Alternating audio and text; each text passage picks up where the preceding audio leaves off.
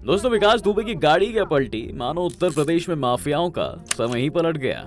जी हाँ, इसके बाद हाल फिलहाल में अतीक पर हुए हमले की खबर से एक बार फिर सुर्खियों का बाजार गर्म हो गया है। उत्तर प्रदेश का नाम लेते ही किसी न किसी बाहुबली का नाम सामने आ ही जाया करता है। कोई पूर्वांचल का डॉन था तो कोई अवध का बाहुबली। किसी का खौफ पश्चिमी उत्तर प्रदेश में बोलता था तो किसी का सिक्का बुंदेलखंड में चलता था। लेकिन अब सब डॉन हाल फिलहाल गायब हैं। अतीक पर हुए हमले ने लोगों को दो ग्रुप्स में बांट दिया है।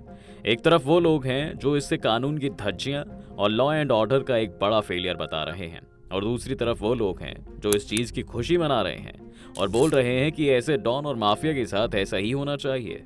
कुछ लोग तो इसे सिर्फ एक कम्युनिटी पर अत्याचार की परिभाषा भी बता रहे हैं। खैर, बताएंगे पूरी बात इस वीडियो के जरिए कि अब उत्तर प्रदेश में कौन कौन से माफिया हैं जिन पर पुलिस की नजर है, और कौन है वो लोग जो उत्तर प्रदेश में कभी भौकाल मचाया करते थे और आज चुपचाप बैठे हैं। क्या वो सिर्फ एक कम्युनिटी से बिलोंग करते हैं या फिर गुंडे सिर्फ गुंडे ही होते हैं। लेकिन वीडियो शुरू होने से पहले बेल आइकॉन दबाकर चैनल को सब्सक्राइब करना ना भूलें।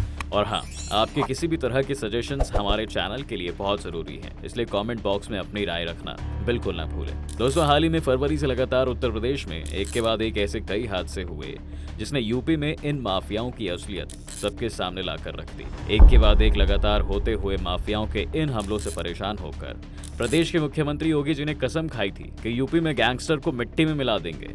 इसके बाद जो अतीक और उसके बेटे के साथ हुआ वो आपके सामने खुली किताब की तरह है। लेकिन ऐसा नहीं है कि पुलिस के पास मौजूद इन माफियाओं की लिस्ट में सिर्फ अतीक का ही नाम शामिल था।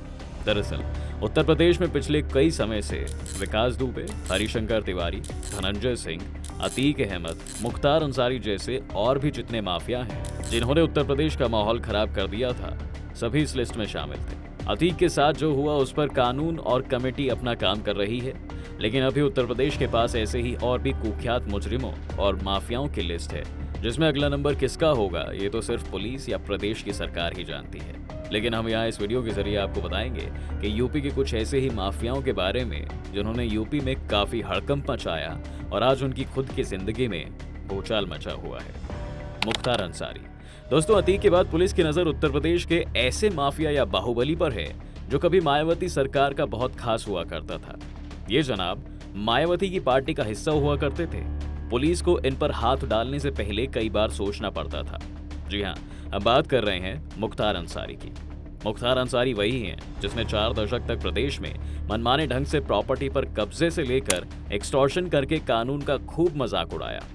बताया जाता है कि मुख्तार अंसारी पर देश के 8 अलग अलग राज्यों में 5 दर्जन से ज्यादा मुकदमे दर्ज हैं।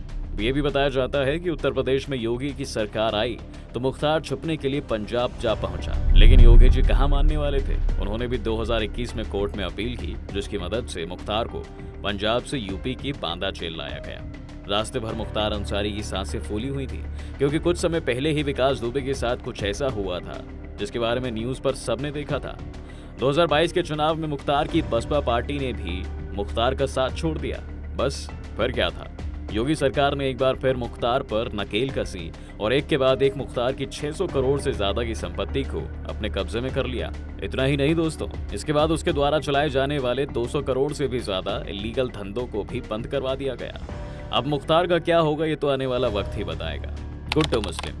दोस्तों, ऐसे भी अनुमान लगाए जा रहे हैं कि कहीं अतीक की हत्या में गुड्डू मुस्लिम का हाथ तो नहीं है, इसलिए स्पेशल टास्क फोर्स की लिस्ट में इस समय गुड्डू मुस्लिम भी है।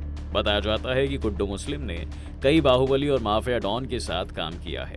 गुड्डू मुस्लिम कभी उत्तर प्रदेश के हिट दबंग श्री प्रकाश शुक्ला की परछाई बनकर उनके इशारे पर काम किया करता था। गुड्डू मुस्लिम ने माफिया सरगना मुख्तार अंसारी के लिए भी बम बनाए हैं। धनंजय सिंह और अभय सिंह के गैंग में गुड्डू मुस्लिम को अच्छा काम मिला। 2 दशक तक गुड्डू मुस्लिम पूर्वी उत्तर प्रदेश की अलग अलग गैंग का नाम बना रहा। बताया जाता है कि अलग अलग राज्यों के बीच गैंग्स की बातचीत का जिम्मा गुड्डू का ही होता है।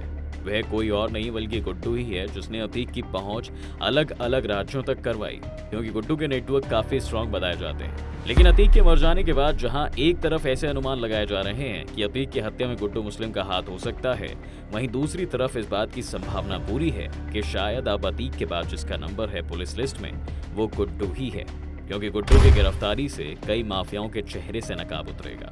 विजय मिश्रा। इस कड़ी में आगे बढ़ते हैं तो इस लिस्ट में जिसका नंबर आता है वो कोई और नहीं बल्कि एक और बाहुबली विधायक विजय मिश्रा का नाम आता है। जी हाँ, विजय मिश्रा उत्तर प्रदेश की भदोही से 4 बार विधायक रह चुके हैं और इनके बारे में क्या कहें, क्योंकि इन पर भी 75 से ज्यादा मामले दर्ज हैं। पिछले 30 सालों से विजय मिश्रा का नाम अपराध की दुनिया में एक बड़ा नाम बन चुका है। विजय मिश्रा का नाम बसपा के नेता नंद गोपाल नंदी पर हमले के बाद सामने आया था। ऐसा बताया जाता है कि एक बार पुलिस ने इस पर जब कार्रवाई करने की सोची तो यह मुलायम सिंह के प्राइवेट प्लेन में बैठकर वहां से फरार हो गया, क्योंकि ये समाजवादी पार्टी के नेता थे। दिल्ली से गिरफ्तार हुए इन महाशय पर 2.5 लाख का इनाम भी था। लेकिन कहते हैं ना दोस्तों, बकरे की अम्मा कब तक खैर मनाएगी। बस फिर क्या था, योगी सरकार आते ही विजय के बुरे दिन शुरू हो गए। विजय मिश्रा की करोड़ों की वैल्यू रखने वाली कई संपत्तियों को अभी तक जब्त किया जा चुका है। अब देखना बस ये है कि कब विजय मिश्रा कोई गलती करते हैं और खुद को परेशानी में डालते हैं। धनंजय सिंह दोस्तों, इसके बाद इस लिस्ट में जिसका नाम आता है, उन्होंने तो अपने स्कूल टाइम में ही गुंडागर्दी की दुनिया में पैर रख दिया था और 10वीं क्लास में ही इन पर एक टीचर की हत्या का मामला दर्ज हो गया था। जी हाँ, हम बात कर रहे हैं धनंजय सिंह की।